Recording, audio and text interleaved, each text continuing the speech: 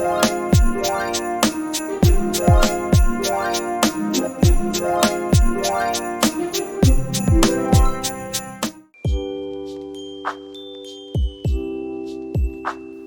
bonjour, j'espère que vous allez bien. Daniel Deschaines pour une autre capsule du calendrier de l'Avent spécial IA.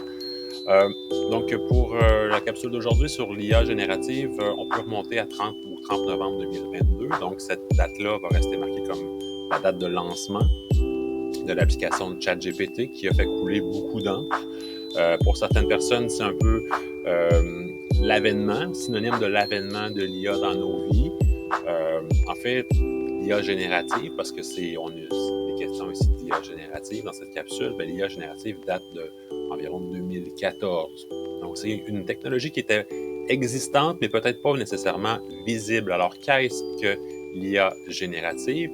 De préciser que c'est un type d'IA, il y a plusieurs types d'IA, donc on a déjà défini dans une autre capsule l'intelligence artificielle. Donc, pour ce qui est maintenant de l'intelligence artificielle générative, plusieurs définitions qui sont possibles.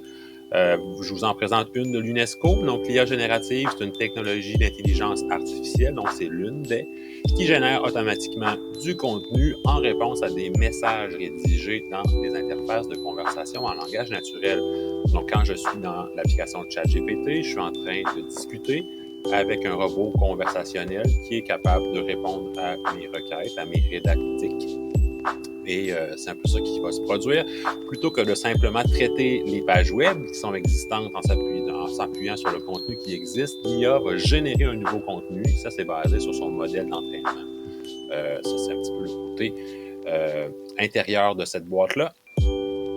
Deuxième version, deuxième définition, vous avez celle du MEC, du ministère de l'Éducation du Québec, dans son plus récent guide, donc qui nous dit que c'est un système informatique qui utilise des modèles d'intelligence artificielle probabilistes pour générer automatiquement des contenus variés, donc texte, voix, images, musique, vidéo, présentation, en réponse à une requête qui est faite par une personne utilisatrice. Effectivement, quand on travaille avec l'IA générative, ce n'est pas seulement en texte, ça peut être en images, en musique, en chansons, en présentation. Il y a divers supports en vidéo, en film.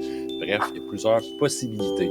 Une question qu'on pourrait se poser, c'est quelle est la différence qui existe entre, par exemple, un moteur de recherche comme Google et ChatGPT? Est-ce que ça revient au même finalement? Est-ce que c'est la même chose?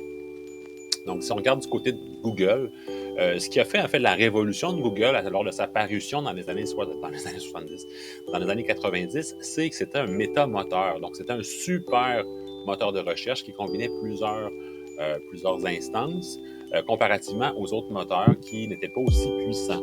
Donc, c'est vraiment la force de Google, c'est la puissance de recherche et les résultats qui sont beaucoup plus nombreux que les moteurs de recherche de l'époque. Pensez à Yahoo, pensez à AltaVista.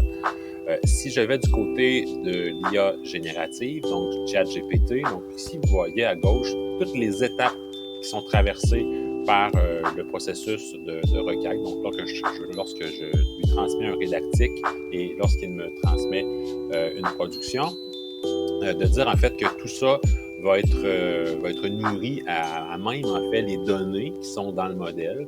Bien entendu que ce modèle-là a été entraîné avec des données extérieures, mais quand même, la résultante, c'est quelque chose de totalement nouveau, qui peut ressembler peut-être à des œuvres qui existent, mais c'est une nouveauté, c'est une création, tandis que Google, c'est vraiment du repérage d'informations qui existent déjà. J'espère que cette capsule sur l'IA générative vous a permis d'un petit peu mieux comprendre ce que c'était et de comparer entre autres avec les moteurs de recherche. Merci beaucoup et bonne fin de journée.